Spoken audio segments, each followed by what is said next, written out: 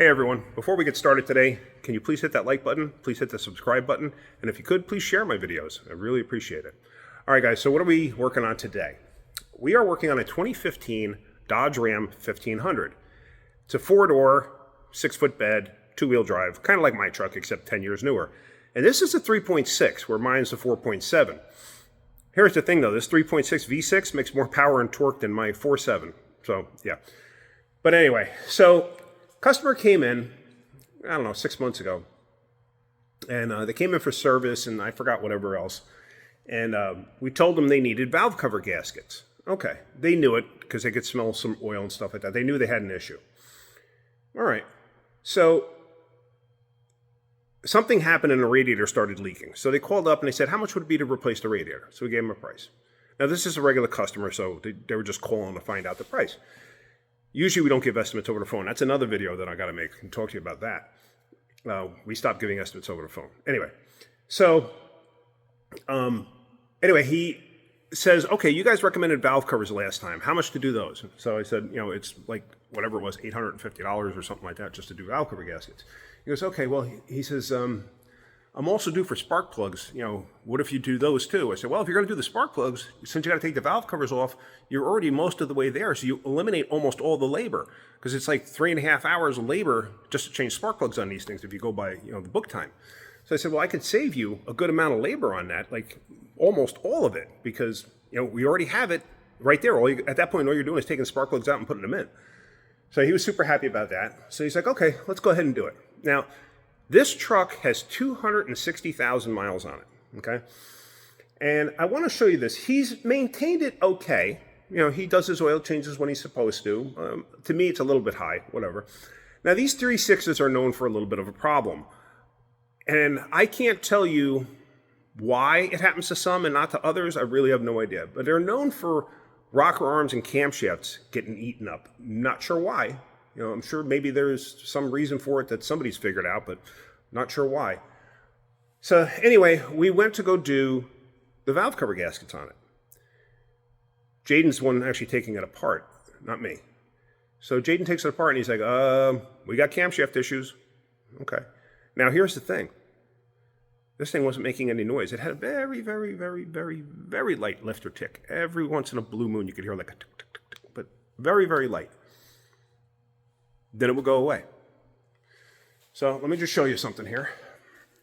So underneath the hood, if you look, I mean, all of that looks pretty darn good for 260,000 miles. It doesn't look like much of anything in there, right? It looks pretty clean. Let me just move this out of the way.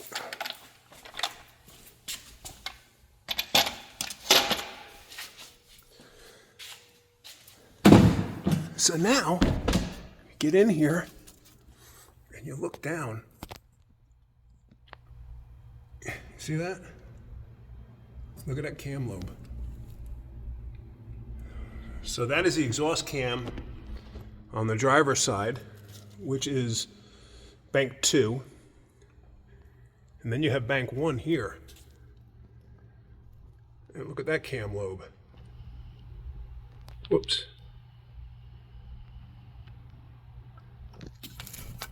Look how hammered that is. Let me turn the light on my phone here. Maybe you can see it better.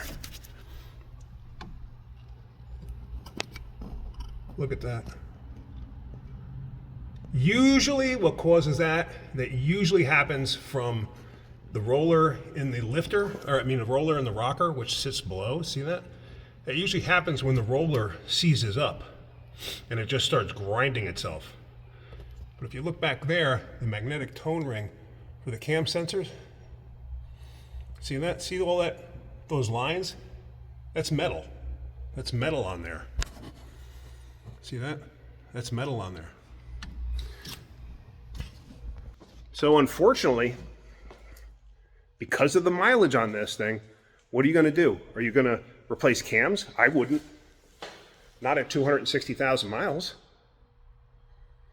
So this thing went from, you know, an $1,800 repair or whatever the heck the dollar amount was going to be, because we're doing a radiator, valve covers. No, not 1,800, but it was up there, like 1,500 maybe, whatever it was. But you know, it went from that repair to now what do you do? Now what do you do? Do you replace the engine? That's my recommendation. I wouldn't bother putting cams in this. To put cams in this, you're probably looking at another parts and labor. You're probably looking at $4,000. Easily looking at $4,000. Plus then, you know, the price of the radiator and whatever other miscellaneous parts you find. But you've had that metal flowing through the engine. So I wonder what that filter looks like. So called the customer, gave him the bad news. Of course, he wasn't happy, but he understood. He's like, yeah, I've heard that ticking noise for a little while now. He goes, I was wondering what was going on. Well, we know what's going on, you know, but what do you want to do about it? So he wanted a price on a reman engine. So I looked up at Chrysler. Chrysler only sells a short block for this. You can't get a reman engine from Chrysler, from what I could tell. I mean, maybe if I spoke to them directly, maybe you can get one. But they want $7,100 for a short block. Like, you're out of your mind. And that's our cost. It was $7,100. I'm like, no, that ain't happening. Because, you know, the cam's already eaten up, so you're going to want to replace the heads because that metal is through the cams. You got to remember something. Where the cam is mounted here, this piece, those pieces there, that there, that's part of the cylinder head.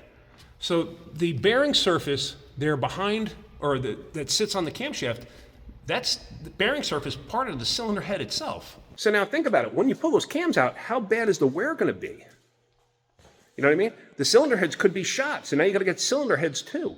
So why just put a short block in it? It makes no sense. You know what I mean? Because you'd have to buy cams anyway, so it's like, what's the point? Remanufactured engines for this thing. Now, yeah, you can find them online, you know, for $4,000 or whatever. But who are you getting it from? Who are you getting it from? I think I've told you guys this story about the Toyota Camry, that we gave her a price on an engine. She didn't like it. She went somewhere else, and they installed an engine, and it was guaranteed to run. And sure enough, it ran, but it threw a check engine light because it had bad timing chains. So when she tried to contact them, and they were like, well, does it run? Yeah, okay. What do you want from us? It runs. Timing chain issue, we're not going to honor anything with that. So you got to be mindful of stuff like that. So yeah, like at this point, what do you do? So basically, we priced it out. We were able to find a 60,000 mile motor engine. We're able to find a 60,000 mile engine for this thing from LKQ. LKQ is very reputable, and that's who I would trust. But even still, with all of that, you're talking $8,000 to do this repair. You know, the used engine itself is going for, you know, to the customer is going for like $4,000, $4,200, something like that. So it's like, but still, it's a 2015. It's got 250,000 miles on it. Is it worth fixing? So I told the customer, think about it over the weekend. Let me know what you want to do. So, I mean, the truck is in nice shape.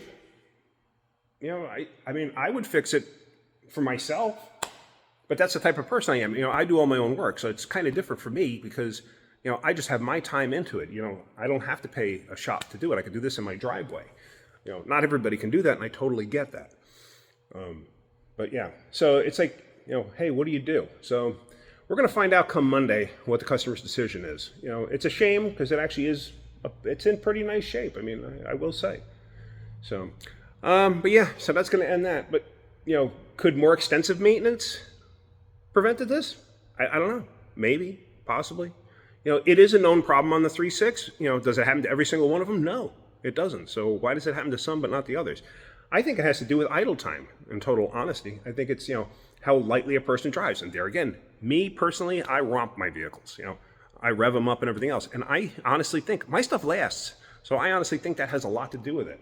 Is me, you know, just romping on them. You know, getting on the highway, you know, full throttle, accelerate onto the highway itself. You know, it works the kinks out, keeps it alive, keeps it young. So, all right. Well, that's going to end this part of it. However, we've got this part. Let's back up. Remember this car? This is one that was smoking like a banshee. The Hyundai Veloster. So yeah, the customer is doing the engine. So once this engine, we got a used engine for it. So once this engine comes out, is this supposed to have a bolt going through there? No, it's not. Okay. Looked like it's supposed to have a bolt in there, but it doesn't. Once this engine comes out, because we have a used one right here that's going in. So once this engine comes out, I'm going to take it apart. So I want to see what's going on with it, because this is the one where the number 1 piston, or no, the number 2 piston, I'm sorry, ate itself. So, but why? Who knows? But it still ran. Just smoked like crazy. All right, so that's it. Just wanted to share that with you. Yeah, so I hope you got something out of it. If you did, hit that like button. If you could, please subscribe. Like I said, if you could share this video, that'd be great. If you want to sit there and watch the commercials, even better, because I do get a little bit of money out of you guys watching the commercials. So that's how I get paid to do this stuff. But I still got to work a full-time job. That's how it works. All right, guys. Have a great day. Keep wrenching.